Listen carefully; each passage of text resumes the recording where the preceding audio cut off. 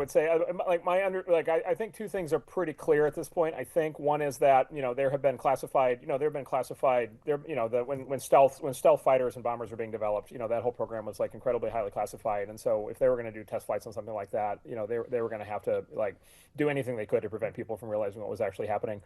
And so, for sure there were lots of classified aerospace programs over the years that would have had various kinds of cover stories or various kinds of, or let's just say blankets of suppression of information, kind of placed over them because it's like the most, some of the most highly classified information in the government, that would cause people to kind of think that there's information being hidden. I mean, Area 51 was, of course, the classic example of this for a long time, which was the whole Area 51 thing was around basically these classified test flights for new aircraft.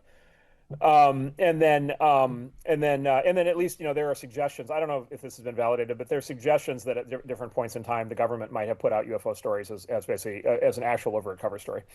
And so, what if you're a let's say you're a highly capable military intelligence officer whose job is to make sure that the stealth flight, doesn't become, recognized for what it is, because it would, that would be very bad for national security. Then you'd much rather have, basically a UFO cult kind of get built up around it, where people get all, kind of crazy and freaked out about UFOs.